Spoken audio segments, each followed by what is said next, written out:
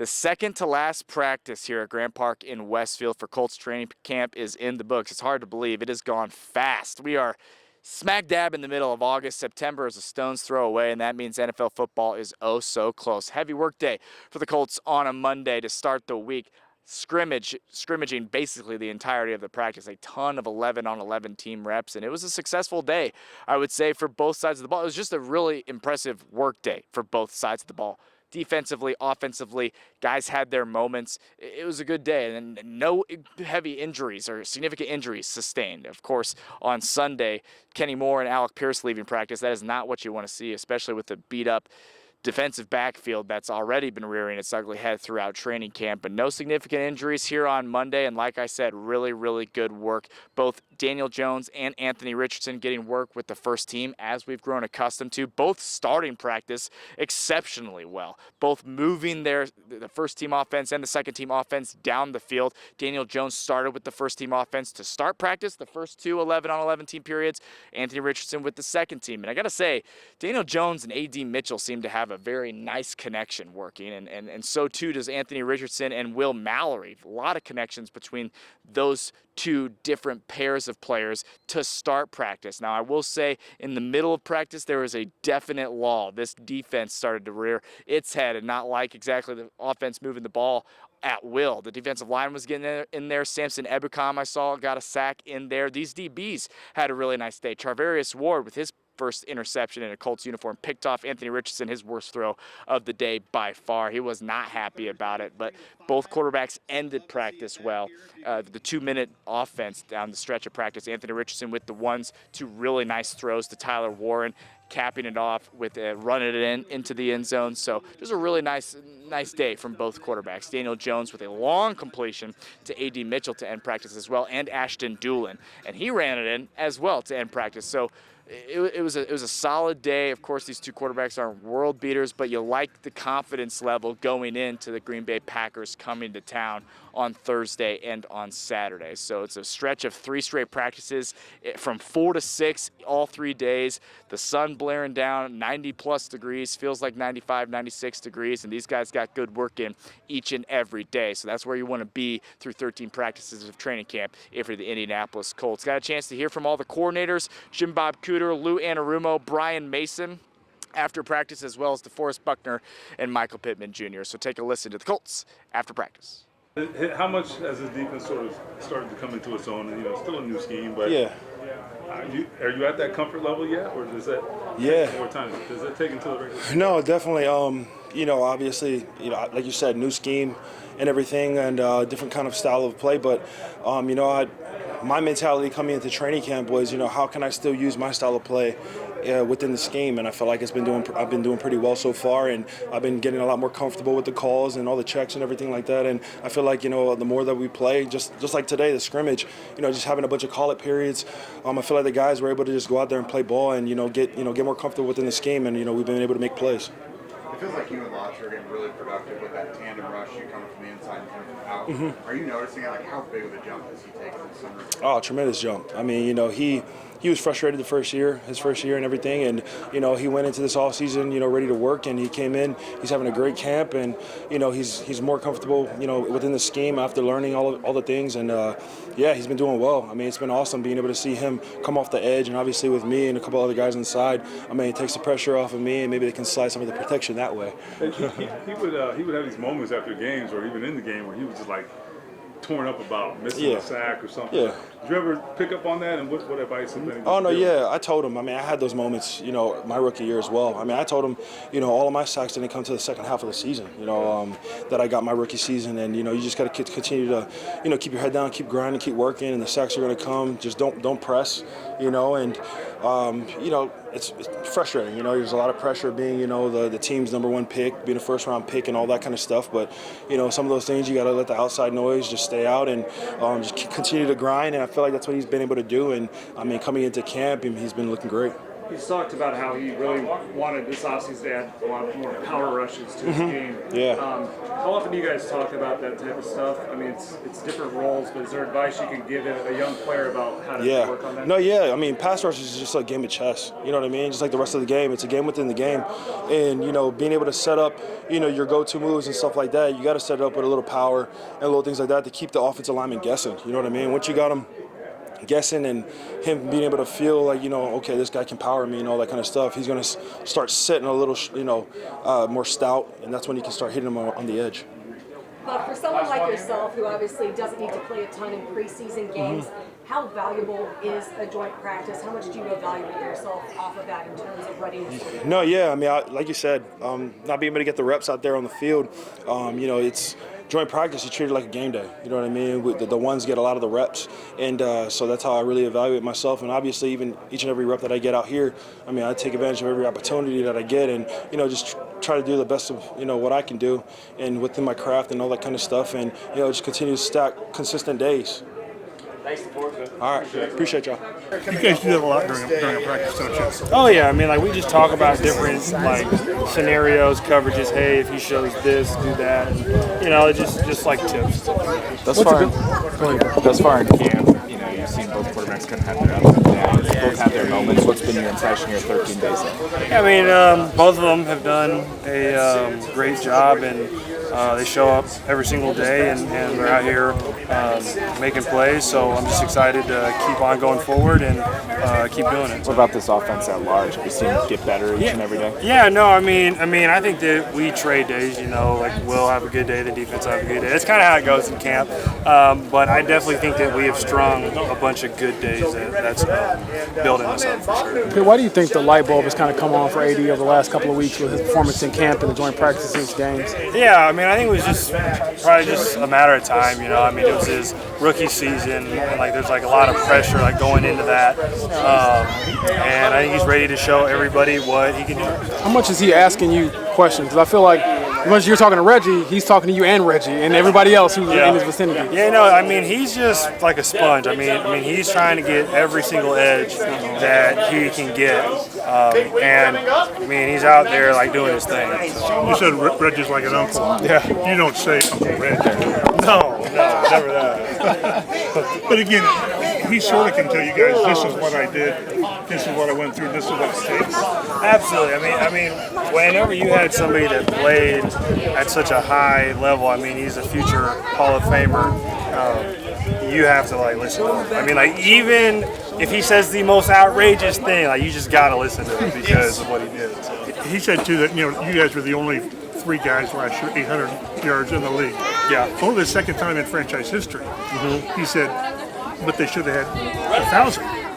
Like he did back in his day. Yeah. So he's got high standards. Absolutely. I mean, Reg is a high standards guy, and excuses do not work with him. So, you better just win. Have you tried excuses? Maybe like my first couple of times talking to him, but after that I was like, no, like I'll just shut up and say yes. What's the biggest thing you want to see in the joint practice in the second preseason game, just to kind of confirm you guys are where you want to be moving forward in the season? I just think effort. I mean, effort, energy, completions, right? Because like I'm a receiver, so we want to see completions. And that's really it. Just making sure that we're playing hard and that our stamina and our conditioning is good. One more on AD. When it comes to like the energy he brings, he's always rapping or dancing. Yep. How do you see him kind of flip the switch though when it comes down to okay, I gotta bring that energy and obviously go do something with him on the field? Yeah, I mean, he always kind of keeps that same high energy whether he's on the field or off the field. Like he's always kind of like that. You know what I'm saying? Like he has that edge to him, like 24/7. So. Thanks, man. Appreciate y'all coming out. Really good day's work. Had some heat out there. Guys got after it. The guys competed. Been doing a good job all camp competing. It was exciting to see some of the fire the guys had today. So. What do you think about the way Tyler Goodson has responded to Giddens and Herbert being here? Goody's a pro that I've seen get better every week and every year since he's gotten here. He's really had a nice off season into training camp. And when you're a running back, you got to take advantage of your opportunities when the pads are on, because when the pads are off, it's not quite running the football like it would be in a game, or when the pads are on. And Goody is hitting runs and playing with some physicality and catching the ball well and picking up blitzes and just making the most of his opportunities. So he's been great around the group, around the locker room. A really good guy for our team, and he's working really hard, and you can see that paying off. Is his burst through the hole kind of his carrying trait? Well, it's certainly something he does really well. Yeah, he when he sees the opening, right? Sometimes those running backs, they're reading a certain guy or a certain gap or something. Once he sees that opening, boy, he hits it, and that's what you want out of the backs. No hesitation, turn it on and hit the gas, and he's got some pretty good gas. So he's doing a nice job right now. To finish the practice on that 2 minute or minute and a half, whatever it was, to see your guys, Anthony go in there, you got to be kind of pleased with that. Yeah, very encouraging. It's been a camp with some ups and downs. Lou's defense, our guys on defense they're throwing some haymakers at us, and they've won a few of those battles. And today our guys sort of answered back. We hit a few big passes and big runs, and made a few plays when it was needed. Good to see that. I'm sure the guys are fired up to go out there and take advantage of those opportunities, because they work so hard. They go through all these routes. Nobody's watching. Nobody's looking at them. And you have it show up in a big moment, and there's a big blitz coming, and you throw the ball up to Josh Downs, or you throw the ball up to whoever, and those guys go make the play. It's really encouraging for us as a staff, and I'm sure it's a confidence-building situation for all our guys. Why do you think the light has kind of come on a little bit throughout camp for A.D. Mitchell? And also, I noticed throughout camp today, he's always talking to somebody about a route, about a play or something. So what do you say from that aspect as well? Yeah, AD's had a really, really good run here of late. He's had some, different competition, what with going against Baltimore and our guys. We're trying to give him just about the entire route tree to let him try all those routes out and see what he's really comfortable with and what he's really good at and what he can sort of work on to improve. And that's a part of the second question. He's always sort of talking about how to get open, how to run a route versus certain leverage or versus certain coverage. He's pretty good for a young guy, especially about coming back and asking the quarterbacks, hey, what did you think about that? I might have done something that maybe the rules say I shouldn't have released that way, but I won on it. Is the quarterback okay with it? So that's part of a young receiver becoming a veteran receiver, is learning what the quarterback's like, so you can, when you do get open, that ball's where you want it. He's doing a nice job. He's really talented. We're excited about the future with AD. You guys, the competition, the quarterback competition seems close, from our vantage point. Is this what you expected? Did you think? I don't think you thought one guy would run away with this. Yeah, these guys are both good players that have played good football in this league, and we expect them to come out and compete really, really hard. And we expected competition to bring out the best in both of them, and that's what we're seeing. Hey, it hasn't been perfect here, there, whatever, right? We get our pluses and our minuses, but the guys each run a different group, different periods of the day, and shoot, they're competing to score as many points as they can with that group, or move the ball as much as they can, or whatever the success is in that drill. I think it is raising the level of each of them, so it's good to see. It's good for our offense. And then, the better they're playing, the better the guys around them are playing. And that's they're feeding off each other. That's been really good to see. How do you feel like Anthony has grown and responded ever since the issue with his pinky? Yeah, he's done a nice job the last few days. He's been working through different things. Obviously, we're coaching him up on all sorts of different stuff like we do every position and every time of the year. But he's doing a nice job, really answering the bell today with some really big drives. We had opportunity to hit some big ones. He hit some big ones. He led the team down the field. Sort of when a play needs making, we're looking at who's going to go make it. And Anthony made a few of those today that were really, really exciting and really encouraging. Jim Bob, what's the importance of cadence for a quarterback, and what do you do when you've got two quarterbacks kind of sharing a spot? Yeah, great question. It is important for our whole offense. If you're very, very predictable, the defensive line loves that. They get off the ball, and the offensive line hates that. And if the offensive line hates something, then the quarterback hates something, because that pocket gets a little bit nasty. So we try to mix and match our cadence. We try to keep the defense off guard, but we're trying to also play with some rhythm. When you have two quarterbacks, they have to really sort of make sure that the rhythmic nature of their cadence sort of fits the either offensive line that they're working with, either receiver group that they're working with. So it's been something that you always have to work on, making sure it kind of sounds the same to everybody and sounds the same from everybody. It's important to us. We have not been perfect at it. It's something we're working to improve with sort of the discipline of all the false starts and things like that when we do have them. But guys are working through their cadence. We are mixing it up a little bit, trying to keep our defense off guard. The offensive line has to be able to feel where he's going, but the defensive line can't. Is that simplified version? Yeah, I mean, hey, the cadence is, we always say the cadence is a weapon, right? Hey, offensively, we break the huddle. We know the cadence. We know when the ball is going to be snapped. The defense does not. Let's use that against them. But sometimes we might have just taught a brand new play and somebody up front has made sure that they remember their adjustment versus a certain defensive look, and they just forget that we changed the cadence. So it's something we're always working through, a little push-pull for our guys. Will Mallory's had a good couple of days. What have you seen from him specifically in those last few days, but also just throughout camp of how he's kind of stepped up and expanded? Yeah, I see his route running getting better and better and better, and I see him going up and really high pointing the ball with a lot of success. He's going up and getting those things, which in turn helps the quarterbacks feel confident to throw that ball up. Sometimes at tight end you might be covered, but he's a pretty tall, long guy. Quarterbacks throw that ball up. He goes up and gets it. He's been running pretty good routes in this camp too, which has helped him having to make some of those contested catches because he's been open a little bit more. So it all works together. Will's having a really nice camp. We're excited about his future. Are you pretty much beyond the point of treating Tyler Warren like a rookie? Well, I think it's really important that you understand where guys are out in their career. So he's doing a good job picking up all the stuff we have to pick up, and for a lot of rookies, the mental learning part of that thing can be a challenge. He's done a really nice job with that. It's important for us to make sure we don't overload him with so much information because he's doing such a nice job. We do need to keep a reminder in our own heads of where he's come from, how long he's been playing, but he's doing a great job. We'll kind of keep pushing him as much as he can take. We'll keep pushing him, all right? So appreciate y'all. So, this has been very trying on your secondary. Obviously, a lot of guys out. At the same time, you're getting good looks at Jonathan Edwards and Alex Johnson. How are those two specifically stepping in? Yeah, I think, as you mentioned, it just creates opportunity for everybody. And, those guys are going to get a ton of reps in these next two preseason games. And, it's going to benefit us down the road. Both guys are challenging. They've got their good moments and bad moments. That's like playing a corner in this league. But, they're doing a lot of good things. You are mixing and matching a lot like that, trying to figure that picture out back there. Just how much of a luxury is it to have Buckner and Latu and the things that they're able to do together right now? Yeah, it's great. They're veteran guys now. Latu's veteran. But really explosive guy, and working with Buck and, Quiddy when he's out there, and Ty, and, the whole group. It's Sampson. It's got a chance to be a special group.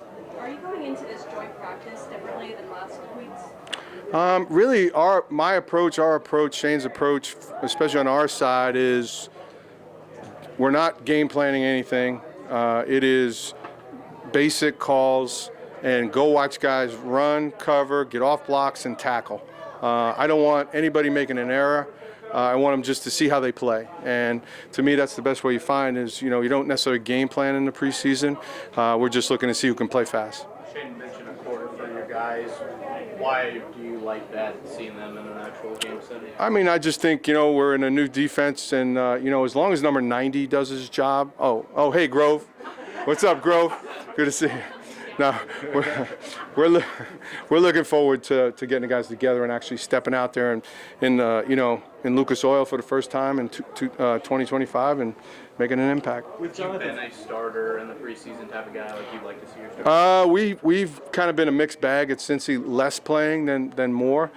We've done both though, so I'm indifferent. With Jonathan Edwards, what has he done well to get your attention? Well, these rookie corners, he's got his hands on a bunch of footballs, so let's start with that. He showed up in a run fit the other day, which was great to see. He'll come up and tackle. So, he's got a ways to go, but he's certainly got the traits that you're looking for. Since we last asked you about him, Hunter Wooler's made about 100 more plays in camp, it seems like. What's the growth been like for him? It's been good. There's certainly those flash plays that you see. Still got a ways to go with some of the other things, but certainly he's done a good job coming in, inserting himself into the defense, and knowing he does a great job of studying what the calls are, obviously, and where he's supposed to be. He's done a good job communicating for a young guy, so I'm pleased with where he's at. Joe Bacci's a guy you obviously have tons of familiarity with, obviously knows the scheme, has been able to make the transition very easy. What benefit has he brought maybe to the rest of the group in terms of bringing the defense along? Yeah, good question. I just think Joe knows it so well, and he can help, as you mentioned, everybody. You know, settles everybody down. If there's a particular check, he already knows that he's been there. He's done that in games, you know. So I just think he helps that whole room for sure. And then when he's out there, I think things are settled down a little bit as the other guys continue to learn it. That linebacker spot next to Zaire, is it still pretty open? Yeah, I think, you know, we've got a great group there. I'm excited about all of them. I'm excited the way they run around. Cam, AA, obviously Z just working back into it. JC, you know, once he gets back. So we like to play a lot of players, and we will, you know. So we'll see how that thing's all shakes out. But I'm very excited about that group. How does Hunter Waller kind of fit into all that with their safety, et cetera, and how much has he excelled? Well, we'll see. You know, that's still to be determined. Again, still a long way to go for him, but we like what we see, and we're certainly not going to keep any good players on the bench. So. When you got split out today with Tyler and then One more time. when Tyler and Hunter were opposite. Oh, okay, yeah. That was a heck of a play. You know, was able to knock the ball away, and that's a win. You know, so I was pleased. Somebody else? Oh, there. On who? Kenny, yeah, Shane, I'll leave those injury questions to Shane. Joe, why do you think he's able to, at least throughout training camp, kind of show some stuff in coverage, that is, and why do you think he's always Right. Yeah, I think it's anticipation. He plays with great awareness. He's got just really good football IQ. So, you know, he's kind of ahead of the play, ahead of the game in that way. And when you're like that, you're able to make plays. So. All right, guys. Thank you. All right, I'll just start off recapping everything in Baltimore. Kind of go through, since it's been a while since we've talked, and there's a lot that happened. So, special teams wise, joint practice last Tuesday in Baltimore. Really felt that the guys played our good on good, played a really high standard, and we really believe won every single period in the joint practice. We left that practice feeling really happy about where everything was at. Obviously, that did not translate over into the first half of the preseason game. Then, what did we not do in the joint practice? The number one area that we need to improve on from the preseason game is live tackling. Today, for the first time in a scrimmage setting, we did live tackling on special teams. We got to improve our fundamentals of our tackling. We played 54 different players in the game on special teams, so obviously a lot of players got a chance to get an opportunity. Try to give everybody as much of an opportunity as we possibly can, especially, you know, guys further back on that depth chart. And, you know, take advantage of your opportunity. As we all know, you get more opportunities, and if you don't, obviously you won't. So kind of go through a recap a little bit, just kickoff-wise. I know we've talked a little bit about kickoff, you know, questions and stuff that might come up with it. We saw, obviously, an explosive kickoff that the Ravens ended up having in our game. You know, you really have to find a lot of different ways to be creative on kickoff with the new model. In the new model, the kickoff team is flattened out at the 40-yard line. In the old model, you would have been running full speed, 35 to 30-yard line when the ball was caught. In the XFL model, the kickoff team was 5 yards further up than where we're at the 35-yard line. So what you're going to see, especially in joint practice, what some teams are even doing and working more scheme in preseason games than what you would normally do, is you got to try to get the ball on the ground. You got to try to play keep away. You got to run twist games. You got to try to fold. You got to flow different guys to the ball to try to create different levels. If you're playing it vanilla like we were in that last preseason game, then we got to do a great job playing gapped out defense, holding our lane. We had one player that over squeezed to the right and lost leverage on the returner. Another player ended up backdooring and going to the left. So one guy goes too far to the right, one guy goes too far to the left. We can't let that happen. We've got to be able to squeeze in our lane with leverage to the returner and then shed to be able to make the play, which we felt like we did a really good job in the joint practice, and have to continue to build off of that as we continue to kind of figure out what scheme and things we're going to work with as we do that. Punt-wise in the joint practice, Rigo punted the ball at an elite level. He had 6 live punts. His average distance was 55 yards. His average hang time was 4.99.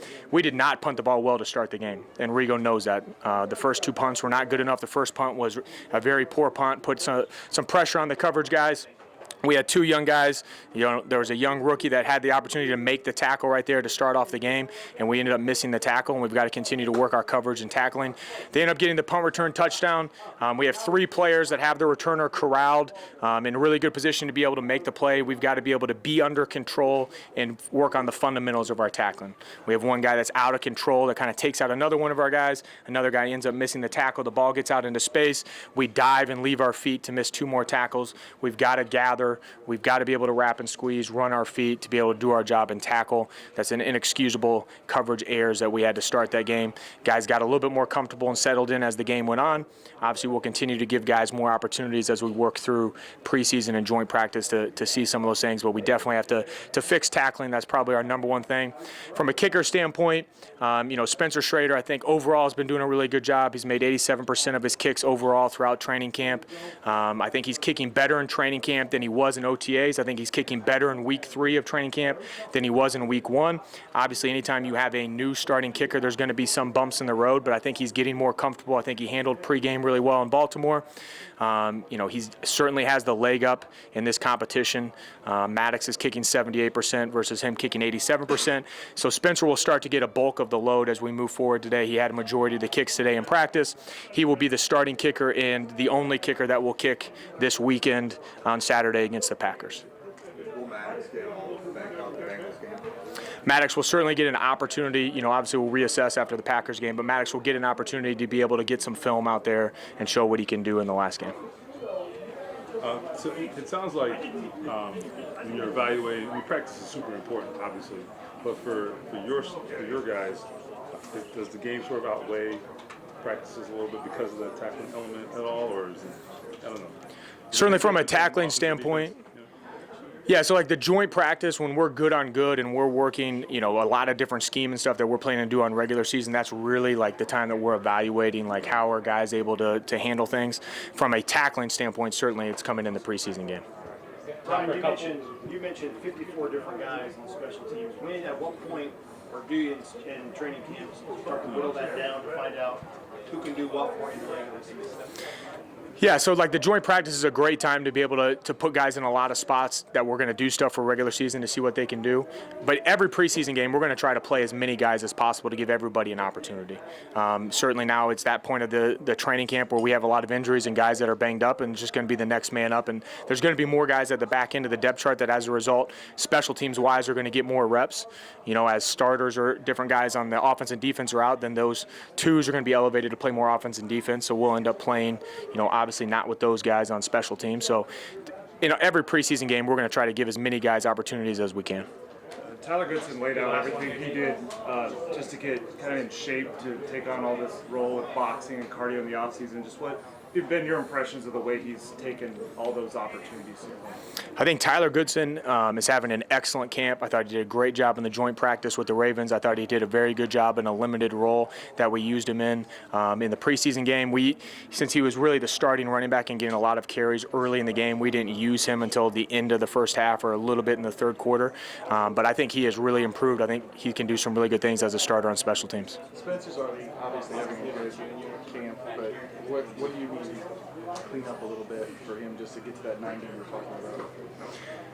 Yeah, I think he's certainly improving a little bit more. He's just got to continue to get comfortable. There's been in the joint practice, he had a 56-yarder that he slightly pulled to the left. In the game, he had a 52-yarder that he slightly pulled to the left. So just understanding the different situations and how to play the ball so we're not pulling the ball to the left, which has been the issue that's come up here of late. But really, he'll just continue to get more comfortable. I think he'll continue to get more consistent, which he's done. Thanks, Brian. Appreciate it. So insightful stuff, as always, from the Colts who spoke after practice, and always insightful when you're talking Jake Arthur of Locked On Colts and Colts on SI. All right, we're 13 days through, if my math is correct. Second to last practice here at Grant Park. Feels like Groundhog Day. Heavy scrimmage day for the Colts today. A lot of fun, and it feels like quarterbacks started well, went through a bit of a lull, but ended practice very, very well. What'd you see? I think so, yeah. A ton of passes today. Each of those guys, attempting about 20 or more passes. So other than that one Thursday, this is the most work they have really got, including the preseason. So I thought both quarterbacks did really, really well. Definitely ended on a high note with that 2-minute drill, what have you. They both led their teams down into the end zone. Anthony, which I thought it should have been a touchdown, getting to Tyler Warren for about 25 yards. Marked him on the half-yard line. Yeah, but, Anthony took care of himself afterwards, scampering in for the touchdown, getting the 2-point conversion to Josh Downs. And then Daniel Jones leading his squad down as well and punching it in himself for the 2-point conversion. So really productive day for both quarterbacks. Again, you like to see this happening going into the joint practice on Thursday with the Packers. Go in on a high note. I mean, we'll see what happens in the game. We'll see what happens in the joint practice, but at least you're not trying to climb out of a hole at this point. Yeah, it felt like that's what we got headed into the Ravens joint practice, is both quarterbacks high on confidence there. So that's exactly what you want to see. And the Green Bay Packers, man, they're solid. We're going to learn a lot here on Thursday when they come to town. But yes, I thought both quarterbacks had their moments. Thought Tyler Warren flashed. Yeah. I thought Will Mallory flashed. Thought A.D. Mitchell continues to have a good practice. And I thought the DBs had a nice day. I thought Hunter Wohler had a really nice breakup. Cam Bynum was in there. Charvarius Ward picked off Anthony Richardson defensively. Am I off on that? Did you feel that a little bit? Yeah, no, it was good. That was actually probably Anthony's worst play of the day. Just threw a beach ball to Ward on a comeback for Michael Pittman. But yeah, that was Ward. Good to see him get his first interception as a Colt. Bynum had that nice play where he dove in to slap the ball First play away. of the day, I think. Yeah, we don't. It's refreshing to see that from a safety with the Colts. Right. We used to get that from Julian Blackmon a bit, but when the season came, that's just not exactly how it worked out. But Wohler, again, we just talked to Lou Anarumo about him as well. On the final drive there, he had a run stuff to start it. He had a great pass breakup against Tyler Warren. Excellent coverage. Running stride for stride with him for, I don't know, was that like 30 yards downfield? And jumped up to smack it away. So Wohler continues to impress, have a big day. These cornerbacks who are like, who's that every day? Like, I thought they had, like, Duke Shelley had a decent play. Alex Johnson had a decent play as well. Alex Johnson again, I can't think of their names right now, but Jonathan Edwards, that's it. So there you go, We're having to refresh the Rolodex and the depth chart every day in our heads. But no, these guys who are filling in for all the banged up corners, they're not getting totally victimized out here, so that's at least promising. But it's not like, Daniel Jones and Anthony Richardson are just terrible either. No, I feel like both sides are making plays, which is exactly what you want to see. All right, Green Bay coming in on Thursday, second preseason game on Saturday. I know we talked a bit about it on Sunday, or over the weekend at least, both days. We've been talking. I mean, it's the thing that everyone wants to know. I guess is what I should say. What we need to see out of this quarterback room. Both are playing well. Both are having their moments, and we've said this too. If it's a tie, it feels like it needs to go to Richardson, but feels like there's a lot at stake Thursday and Saturday. What say you? Yeah, I would say that's true, and neither guy has won this thing so far.